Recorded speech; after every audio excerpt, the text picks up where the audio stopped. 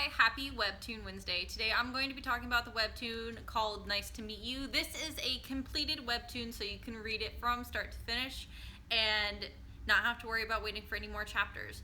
This webtoon also has no sex. I think there's like maybe one or two kisses and that's it.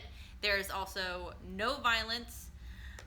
It's like a really wholesome webtoon, all things considered. You have our main male character. For most of the story, he refers to himself as Y, like the letter Y. And he is actually in the future, like 100 years in the future from where we are now. This is our main female character, the brunette. Her name is Jinha. We'll say Jinha. Jinha. And she is just a normal office worker. She lives in the present day, right meow, and she has a really big passion for writing, and she was doing writing when she was in college, but it was more for fun than anything else. And she got to that point in her life where she was like, I need to do right by my family or make my family proud and just get a job like everyone else. So she put writing to the side and just got an office job, straight 9 to 5.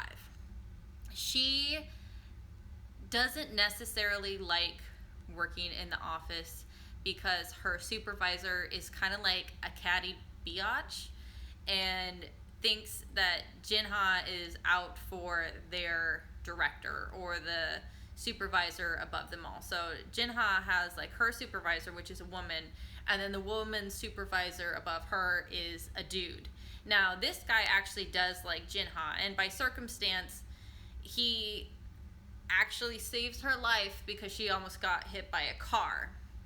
Now, this wasn't something that was planned. The guy named Y, or Yoon, from the future, actually had something to do with saving Jinha's life. And this isn't the first nor the last time that he saves her life. He's in the future, and they're trying to open like a gateway or a portal for them to go back in the past. So he is actually like a data analysis, and he's collecting information for his company in order to start sending people possibly back into the past, okay, or in communicating with people to the past. So he's not supposed to interfere at all with what's going on, but he does, and he is a past fanatic. He loves everything from today's day and age. He just thinks there was a lot more humanity now than what there is in his time, which is in the future. So he has like a lot of relics at home, or old school paper books, or old phones that aren't used in the future. Now, luckily for him, he's a part of this project, so Jinha becomes a famous writer eventually, and he knows this, she doesn't know this. So when he sees that there's going to be something like an accident, because he'll look her up in like the historical documents on the computer, and he can see that she's going to get hit by a car, and so he does stuff to prevent that from happening.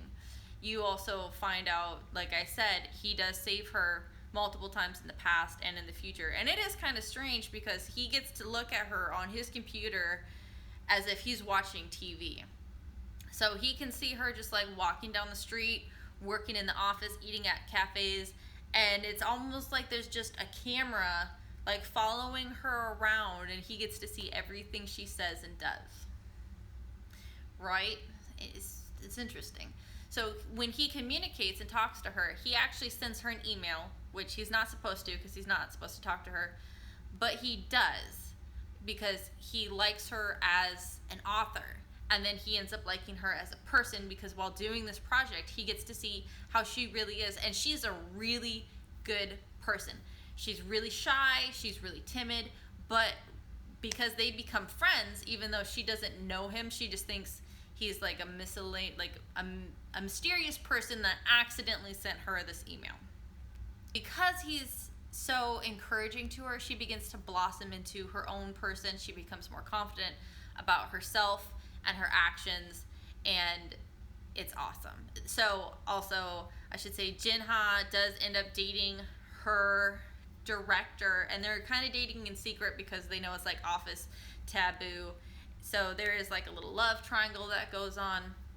I will say that the ending for me kind of had some spooky sweet darling vibes, but it gives you, it's a good ending. It gives you like a nice feels. There's nothing dark about the manga that will make you like depressed or sad or anything like that. I think it was well done. I like the artwork. I guess my only complaint is like I always wish that there's like another chapter, like another chapter at the end where you kind of get to see more of what happens afterwards, like an epilogue.